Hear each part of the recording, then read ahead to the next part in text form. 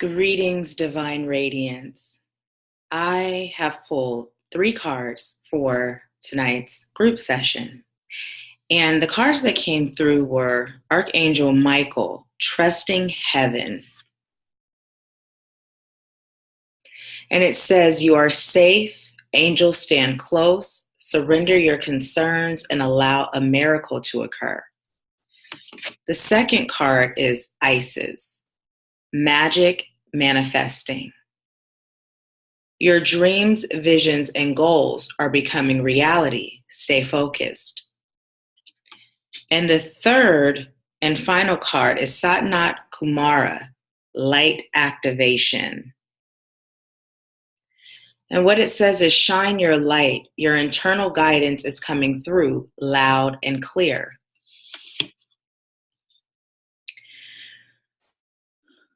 So let's just talk a little bit about each one of these cards. As I'm sitting here just taking in the energy of them, I definitely see the flow of all 3 of these cards.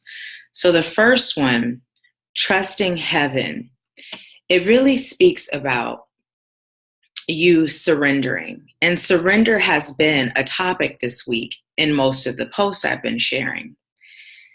Because when you surrender, what you're actually saying is, I trust. I trust. I release all fear. I release all doubt. I release all worry. I release all stress. And how does trusting relate to magic manifesting? It relates to it because all of those things that I just named are low vibrational feelings. And when you're vibrating low, as you've come to know, it affects your ability to manifest. Now, this is information that I've shared. It's information that you know. But for whatever reason, these are the cards that came up. So for whatever reason, Spirit is guiding me to speak about this evening. So when you trust, it's not about halfway trusting. It's not about partway trusting. It's about fully trusting. In order for you to transcend from where you are now into that magic manifesting, it's essential that that full 100% trust is there. Because when you trust, not only are you increasing your vibration, but what you're saying is, I'm ready. I'm ready for the next level. I'm ready, bring it on. And so by you trusting, the divine, the universe, the most high God responds to that trust by rewarding you with what you've desired, what you've asked for, what you're choosing for your life. But when you don't trust, you're kind of leaving yourself open to, I like to call it Russian roulette with your life. By not trusting, you're playing Russian roulette with your life. Because if you don't trust, even if you receive guidance, you don't even trust that guidance to be from your angels, your ancestors, wise ones, healers, teachers, all of highest light. You don't believe it. You don't trust it. So then confusion sets in. And then you're kind of just ping-ponging back and forth. What do I do next?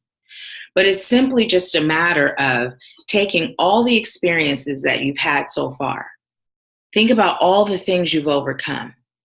Some of them, if you really think about it, there may be incidences where you're like, how did I overcome that?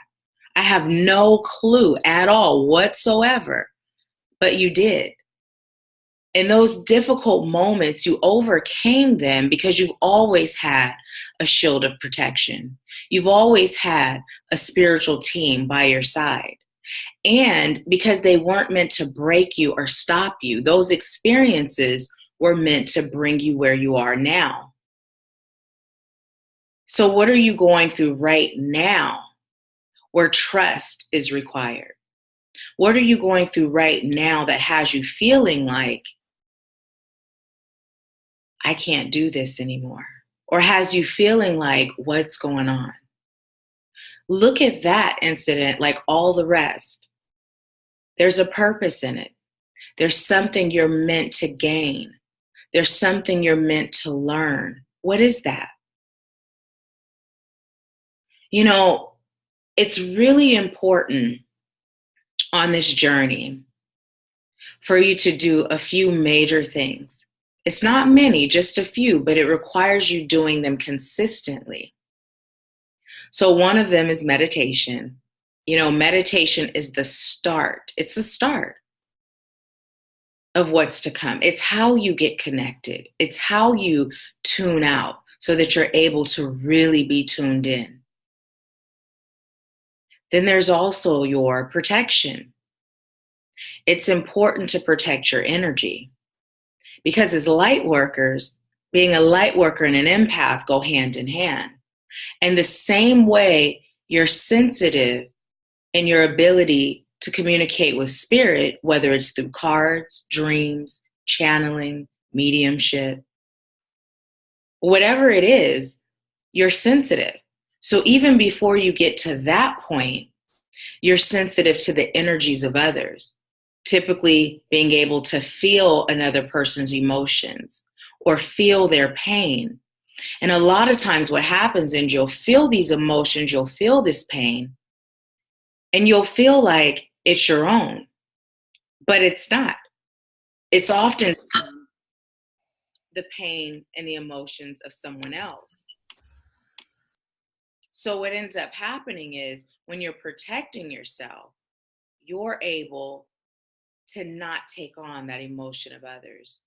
You're able to truly understand what's my emotion and what's coming from the atmosphere, what's coming from someone else. And it's important to know which is which so that you're always in control of your vibration. So we move into the light activation.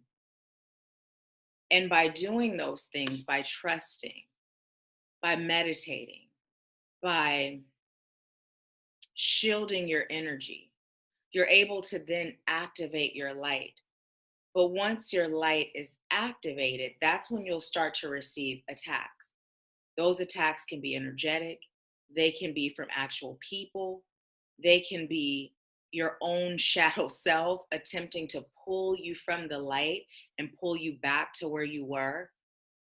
And so that's why it's important to keep up with your routines, to keep up with the things that keep you protected and keep up with your trusting. Because with every level of your light activation, you grow and you expand. And as you grow and expand, your responsibility grows and expands. And so do the attacks. However they come, they get bigger. But how do you handle these attacks if you aren't meditating, which is keeping you connected to spirit, if you aren't trusting spirit? You know, because if you're trusting, spirit will tell you exactly how to handle these things. And then it's just up to you whether or not you listen, but the guidance will be there. So the one thing I'd like to say is this journey is not always easy. It's not always easy. But what I can say is through all the ups, through all the downs, it's worth it. You know, when we're going through those lows, it's just so easy to fall back on how we're used to behaving, how we're used to being. But when you can truly stay in that place of love and compassion, no matter what, that's when you just keep going to the next level and you keep reaping the benefits. And, you know, it's almost like, and I've said this before, it's almost like healers have been stamped with this martyr syndrome. You know, whether it's self-imposed or whether it's imposed by others, this idea that you must like suffer, or you must, you know, if you're too abundant, then you're not of the light. And that's not true. Because when you're abundant, most people see abundance and they stand at attention. They pay attention. They're like, oh, well, how did you do that? And that opens them up to being willing to listen to you. So that's one way to bring more people to the light. The other thing is, when you have more to give.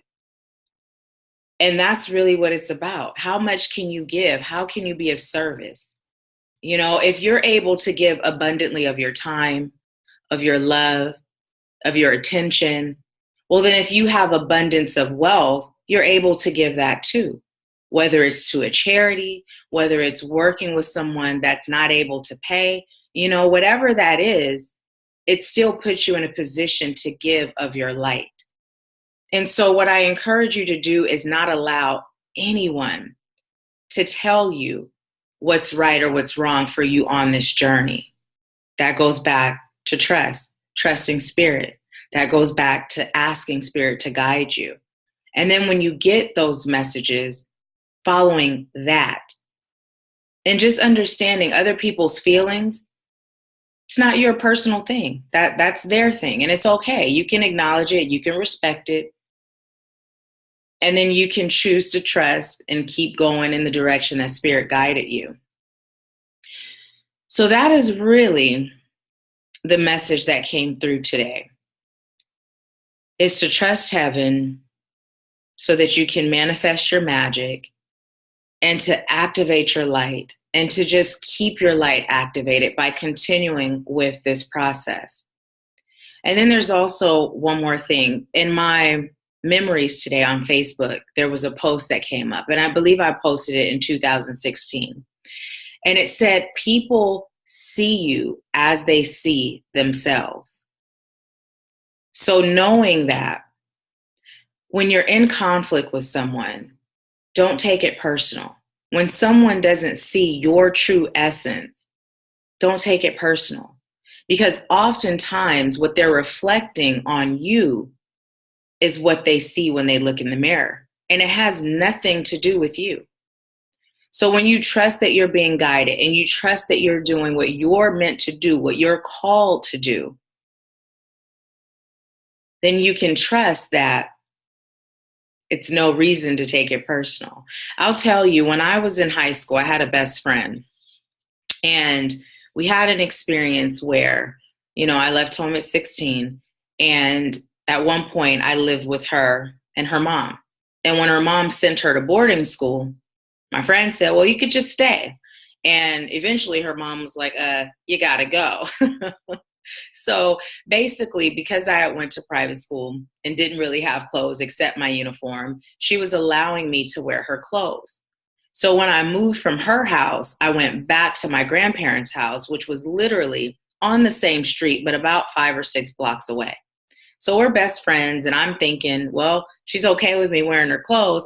I'm just going to keep wearing them. And then when she comes back from boarding school, she can go through, see what I have. I give back what she wants back, you know, this whole thing. But when she came home, she accused me of stealing her clothes. And that was the furthest thing that I was doing. But I actually ended our friendship because I truly felt if she could ever believe I would do that to her, it's because it's something she would do to me. Now, back then, I was pretty extreme. You know, as soon as someone rubbed me the wrong way and I got a vibe, I was like, I'm done. And then in my old age, that kind of lightened up, you know, not to say lightening it up is the best thing, because those vibes, there's something there, you know, that spirit guiding us. But at the same time, it's that factor of the difference of judgment and taking it personal and releasing it because I'm trusting spirit. So there's a difference. Back then it was more judgment and I'm taking it personal. Now if I get a vibration, it's I'm trusting spirit, but I can release it in love and light. So when we understand that what people see in us is what they see in ourselves, then we can take that stance of love and compassion, and maybe that love and compassion we show them can actually help them to see themselves in a different light. So as light workers, that's how we're meant to show up. It doesn't say we're not human. It's not to say there may not be days where we're in our feelings, because we are human. But now that we're elevating higher, we've just created a higher standard for ourselves. And that's really all it is. And love is the only real thing there is. Everything else is an illusion. Everything else, it's a waste of time. If it's not centered around love, if it's not making you feel love, making them feel love, if it's not creating more love, then it's a waste of energy. There's no reason to entertain it. And as a light worker, you're going to experience a lot of people that are not there yet. They're not centered in that space of love. But you're a pillar. You're a pillar of love. You're a pillar of love and compassion. So being that, if you can stand firm in that, then you're holding up that foundation. So that's really the message that came through today. That's the message that is meant for you to take on this journey with you and just really think about it, contemplate it, connect with spirit and see what spirit has for you personally in addition to this general message. So I thank you so much for joining today, and I leave you with peace, love, bliss, and abundance.